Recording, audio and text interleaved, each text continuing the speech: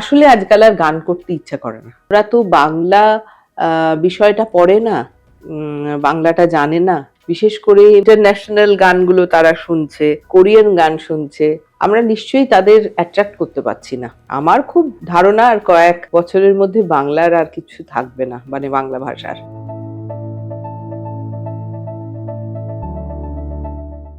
নমস্কার, বর্তমানে আপনাদের সকলকে স্বাগত। আপনাদের সঙ্গে আমি স্বরলিপি। আর আজকে আমাদের সঙ্গে যিনি রয়েছেন, এক কথায় তাকে যদি বলি, তিনি ভালোবাসার মানুষ, লোপামুদ্রা মিত্র। লোপাদি, অনেক স্বাগত বর্তমানে। অনেক ধন্যবাদ আমাকে বর্তমানে ডাকার জন্য। এই যে বললাম তুমি ভালোবাসার মানুষ, সত্যি তাই। বেশ অনেকগুলো প্রজন্ম তোমাকে ভালোবেসে গান শুনে তোমার তো অনেকখানি জার্নি হলো। এবং এখনো যারা নতুন জেনারেশন, তারাও যেমন তোমার গান পছন্দ করছে, তাদের বাবা মারা যারা ধরো 90s ছোট ছিলেন, তখন স্কুল কলেজে পড়তেন, এখন তারা বাবা মা, তারাও কিন্তু বেশ পছন্দ করে গান শুনতেন। এই যে বিভিন্ন জেনারেশন, এই শ্রোতা, এটা তোমার কেমন লাগে বলো? অবশ্যই ভীষণ ভালো লাগে। মাঝে মাঝে বলি অবশ্য যে এই বুড়ো হয়ে গেলাম রে, কেননা এই চারিদিকে যা চলছে তার সঙ্গে নিজেকে ঠিক চালাতে পারছি না মনে হচ্ছে। তারপরে মনে হয় যখন যে মানে এরা হয়তো একটা দুটো জায়গায় হলো, বিশেষ করে আমি তো পারফর্মার, একদম শো করি ম্যাক্সিমাম। তারপরে যখন আবার দেখি একটা মানে 5,000, 6,000, 10,000 মাঠ ভর্তি মানুষ তারা আমার গান শুনতে চাইছেন, এবং অনেক সময় অদ্ভুত লেগেছে এই লাস্ট কদিন আগে একটি জায়গায় তারা যে গানগুলো আমি বেশি গাই না সেই গানগুলো শুনতে চেয়েছেন।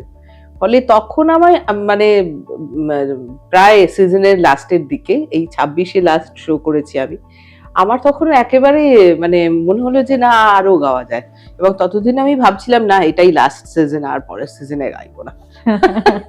এই যে এখন অনেকে যে কথাটা বলেন যে অরিজিনাল মিউজিক হয়তো হারিয়ে যাচ্ছে বা তার শ্রোতা কমে যাচ্ছে, কিন্তু তোমার অভিজ্ঞতা তো অন্য কথা বলছে। তোমার এই জায়গাটায় তুমি কি ভাবছো, সত্যিই কি অরিজিনাল মিউজিকের দুর্দিন, নাকি তুমি একটু আশার আলোও দেখতে পাও?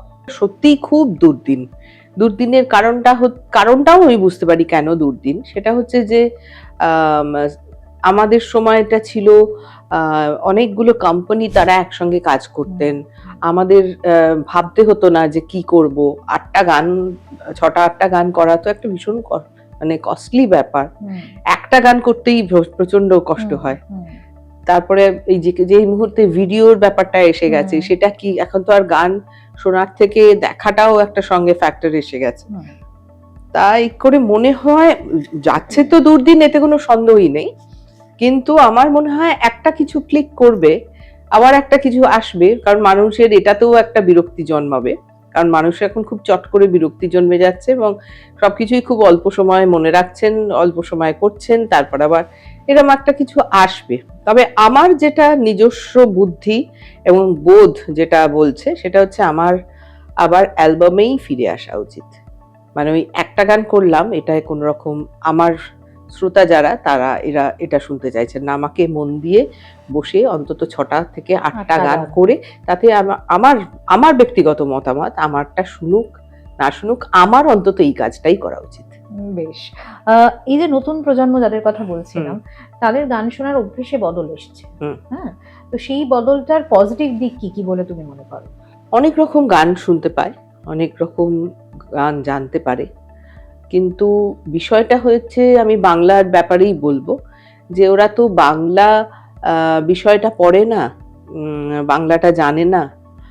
আর সেই ক্ষেত্রে বাংলার থেকে অন্য কিছু চকচকে জিনিসটা অনেক বেশি, যা চকচকে সেটার দিকেই তাদের টানে বেশি। বিশেষ করে মানে ইন্টারন্যাশনাল গানগুলো তারা শুনছে, কোরিয়ান গান শুনছে। বলবো না যে বাংলা বোঝে না বলে বাংলা গান শুনছে না, সেখানে তাদের আমরা নিশ্চয়ই তাদের অ্যাট্রাক্ট করতে পারছি না।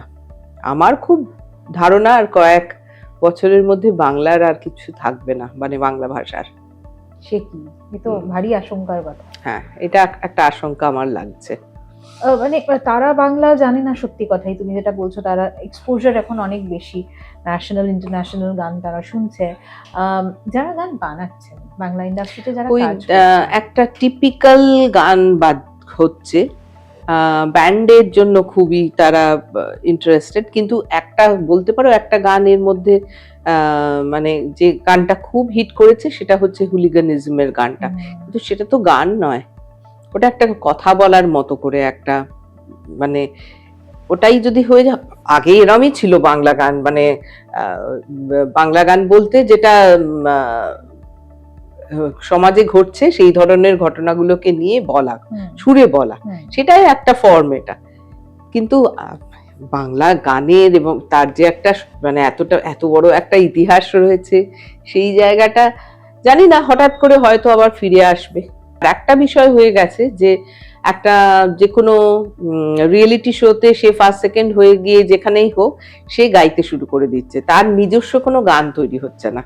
এবং তার জানি না তার কতটা চেষ্টা আছে যে সে কোনো নতুন ডিরেক্টরের কাছে গিয়ে বলবে যে আমি নতুন গান গাইবো, আমি নতুন গান করব, বা সিনেমা চান্স পেলে তো মানে পরের কথা। আর এখন আর একটা বিষয় হয়ে গেছে শুধু সিনেমা, এছাড়া আর কোনো জায়গা নেই। তাহলে শেখার জায়গাটার একটা বড্ড অভাব আর কি। শেখা এবং মানসিকতা, দ্রুত সাফল্য চাই, দ্রুত সবেতেই দ্রুত সাফল্য চাই, নয়তো এই এরম রিলস বানিয়ে হিট করব, যা খুশি তাই বানাচ্ছি, এইটা কি আমাদের কোনোদিনও ভাবতে পেরেছিলাম যে এই জঘন্য একটা নর্দমার মধ্যে দিয়ে যেতে হবে আমাদের? কিন্তু এটা তো যুগের হাওয়া, যুগের হাওয়াটা যদি নর্দমা হয়ে যায়, মানে নর্দমায় রয়েছি। না এটা এটা কি এরম ভাবে তুমি দেখতে চাইবে? ওই হয় না মানে সবসময় একটা প্রজন্ম বলে যে আমাদের সময় যা ছিল তোদের বাবা সেটা নেই। তুমিও যখন আরো তরুণ, তুমি যখন সবে শুরু করলে, কবিতার যখন একটা গানের ফর্মে তুমি নিয়ে এলে, তোমাকেও বহু সমালোচনার মধ্যে দিয়ে যেতে হয়েছে, এবং তখনও বহু প্রবীণ মানুষ হয়তো বলেছেন যে এ আবার গান গায়। সেটাই তো বলছি, চেঞ্জ হবে। হ্যাঁ, মানে প্রচুর প্রবীণ বলছেন হুলিগানিজম ওটা কোনো গান নাকি? আরে ওটা তো একটা ফর্ম, এটা তো অস্বীকার করার কিছু নেই। এই ভাঙা গড়ার মধ্যে নিয়ে চলো। এবং তুমি যেটা খুব গুরুত্বপূর্ণ একটা কথা বললে, যে আমার অন্তত মনে হয় আমার নতুন গান তৈরি করা 6 থেকে 8টা গান একসাথে, হ্যাঁ, ওই একটা একটা করে গান না কোনো ইম্প্যাক্ট ফেলছে না। আমরা যেরকম ভাবে ভেবে চিনতে, আসলে আজকাল আর গান করতে ইচ্ছা করে না। গান করতে গেলে তখন মনে হয় যে কে শুনবেন, দূর আদৌ শুনবে, দূর কেউ গান শোনে না নতুন গান। আসলে আমরা তো ওটা পেয়ে এসেছি যে নতুন গান হলে লোকে বসে থাকতেন যে কি গান বেরোলো এবছর, সেইটা চলে গেছে বলে বোধহয়, ওই অভ্যেসটা চলে গেছে বলে বোধহয় একটা ভেতরে কোথাও অভিমানও আছে, কোথাও একটা আছে, সেটা এটা অস্বীকার করার কিছু নেই। কিন্তু করলে আমরাই করতে পারি। এখনো তো গলা দিয়ে একটু সুর বেরোচ্ছে, এরপরে আর কিছু করার থাকবে না।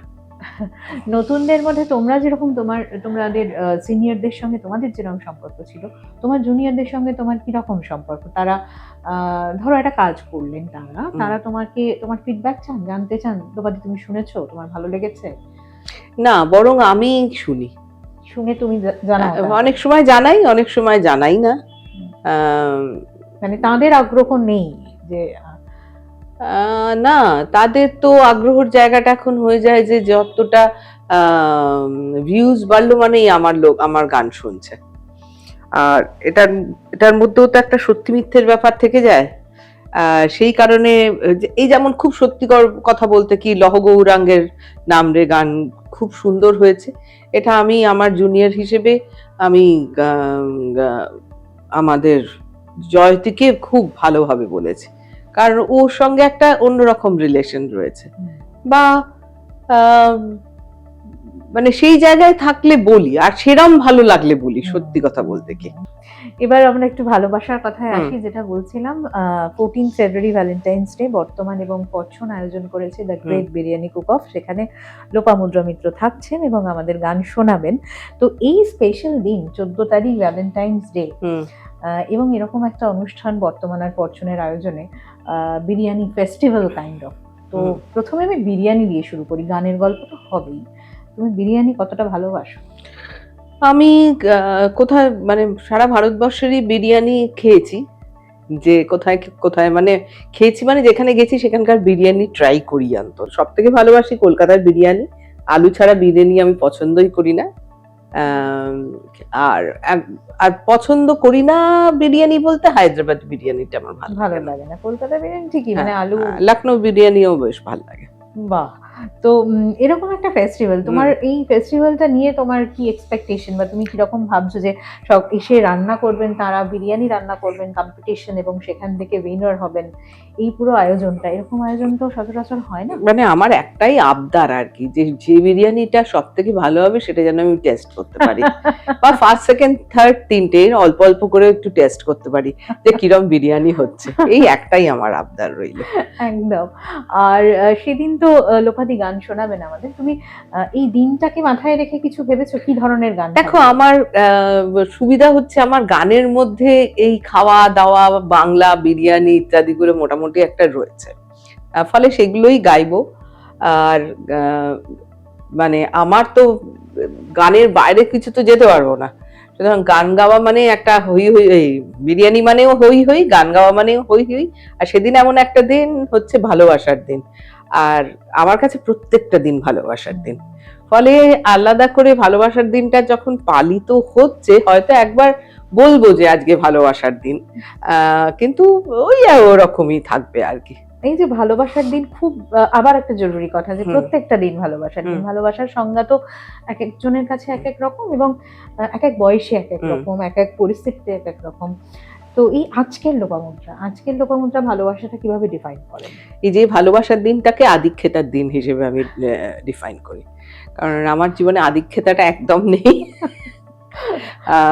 মানে ইভেন আমাদের এবারে 25th ম্যারেজ অ্যানিভার্সারি ছিল, আমি সেদিনকেও গান গাইতে গেছি।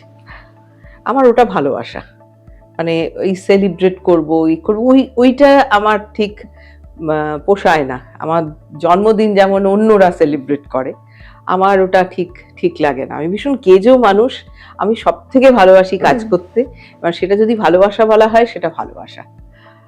আমার ভালোবাসার মধ্যে বিন্দুমাত্র আধিক্যতা নেই। তবে এখন একটু ইচ্ছা করে যে কেউ আমাকে কেয়ার করুক, আর যখন কেউ কেয়ার করে না তখন মনে হয় আর তাহলে আর কি দরকার, তাহলে একা থাকলেই ভালো হয়। না মানে জয়দা তোমার লাইফ পার্টনার, তিনি ডেফিনেটলি খুব কেয়ারিং। আবার সাংঘাতিক এক্সপ্রেশন, আমি তার কোনো প্রশ্ন খুঁজেই পাচ্ছি না। আমরা দুজনে কেউ মোটে কেয়ারিং নই। আচ্ছা, আমাদের যে বাড়িতে তোমরা রয়েছো এটা একটা গেস্ট হাউস। এই বাড়িতে কি আসে কি যায় কি হয় আমরা মানে জয় সরকার তো প্রায় জানেনই না, আর আমি যোগানটা দিয়ে যাই, আর পুরো বিষয়টা চালান আমাদের এক দিদি আছেন, তিনি নেই, তাই সকাল থেকে নড়বড় চলছে। আর এটা একটা guest house, just guest house. কিন্তু তোমার যে ট্যাগ লাইন হই হই করে বাঁচো, সত্যিই তো হই হই করে কেটে গেল 25 বছর। তো কেটে গেল, কি করে কাটলো কেন কাটলো জানি না, কিন্তু হই হই করে কেটে গেল, বাকিটাও হই হই করেই কেটে যাবে। মানে হ্যাঁ, মানে আমার মতো করে কাটবে, তাতে কারোর যদি কিছু অপছন্দের হয় সে তার অপছন্দ তার মতো চলবে। আমার যেটা মনে হচ্ছে এই মুহূর্তে করা উচিত, চলা উচিত, আমি সেটাই করব। আমার শরীরকেও আমি বাদ মানবো না, কিছুই করব না, কারণ আমার কাছে বেঁচে থাকাটা একটা অন্যরকম উৎসব। হ্যাঁ, অন্যরকম উৎসব। আমি কাজ করতে ভালোবাসি ভীষণ, মন ভালো রাখাটা আমার কাছে একটা বিরাট ব্যাপার। এই চলো নিয়ম মতে রে, এটা করতে পারবো না ওটা করতে পারবো না, এগুলো মানিই না, মানতে চাইও না। যখন খুব বিগড়ই ডাক্তারের কথা শুনি, তারপরে আবার শুনি না, আবার শুনবো না। মানে তোমার নিজের লাইফের কন্ট্রোল সবসময় তোমার হাতে থেকেছে। হ্যাঁ, সেটা তুমি পছন্দও করো। না, সবসময় যে আমার হাতে থেকেছে তা নয়, অনেক ঘটনাই আমি ভীষণ মন যে হই হই করে বাঁচবো বলে, তার তো একটা বিপরীত দিক থাকে নিশ্চয়ই। সেই বিপরীত দিকটা এলে খুব মুশকিল হয়, যখন আমি ডিপ্রেশনে চলে যাই। আবার সেখান থেকে উঠে দাঁড়িয়ে কাজ করা, এটাই আমার কাছে অনেক। এই যে ডিপ্রেশন, এটা নিয়ে আমরা খুব আলোচনা করি, মন ভালো রাখাটা যে কতটা জরুরি সেটা বিভিন্ন আলোচনায় উঠে আসে। লোপামুদ্রা মিত্র যখন বলছেন আমার মন খারাপ হয়, এবং তিনি এটা কনফেস করছেন ক্যামেরার সামনে, এটা খুব ইম্পর্টেন্ট। আমরা তো মানে সাজিয়ে রাখি নিজেদের, বলতে চাই না যে আজকে আমার মন ভালো নেই। যখন মন ভালো নেই তখন কিভাবে আবার ট্র্যাকে ফেরো, কিভাবে আবার নিজেকে বুস্ট আপ করো? আগে খুব টেনশন করতাম, এই সাইকোলজিস্টের কাছে চলে গেলাম, সাইকিয়াট্রিস্টের কাছে চলে গেলাম, তিনি ওষুধ দিলেন, ওষুধ খেলাম। এখন যে যাই না তা নয়, যাই, কথা বলি, সব করি, কিন্তু আমি বুঝতে পারি যে এটা, বোঝার চেষ্টা করি যে এটা কেন হলো। এই কেন থেকে সেই জায়গাটাকে বাদ দেওয়ার চেষ্টা করি। আর একটা জিনিস, আমার একটা অদ্ভুত থিওরি আছে যে মন খারাপ তুই কদিন থাকবি আমার সাথে, 2 দিন, 3 দিন, 5 দিন, 7 দিন থাক, তোকে যেতেই হবে, তোকে উঠতেই হবে। এখনো পর্যন্ত আমি গান যখন গাইতে শুরু করি, মানে অসম্ভব মন খারাপ, কিন্তু আমাকে মঞ্চেই যে একটা লাস্ট 1 বছর একটা ফেজ যাচ্ছে।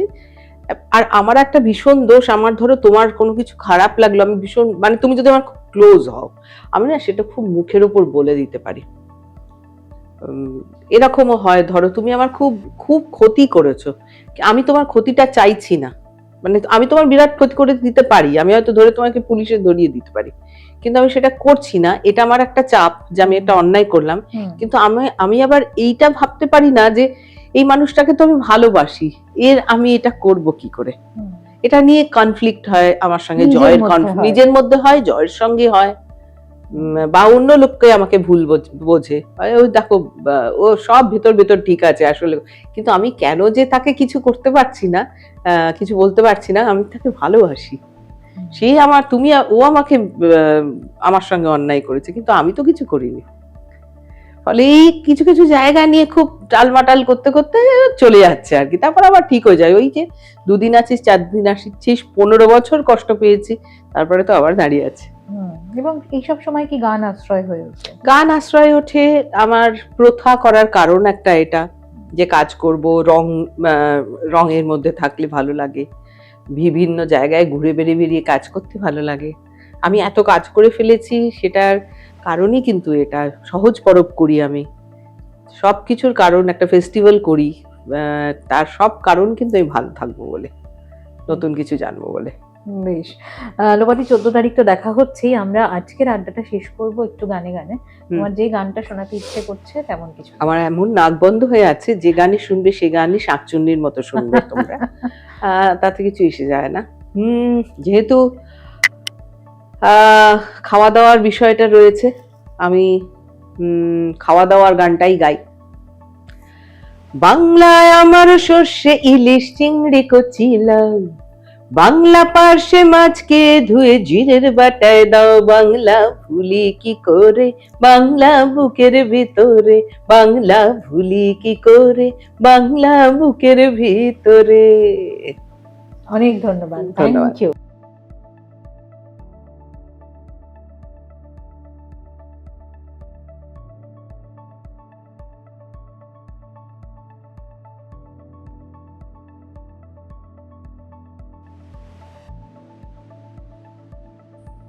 ফলো করুন বর্তমান।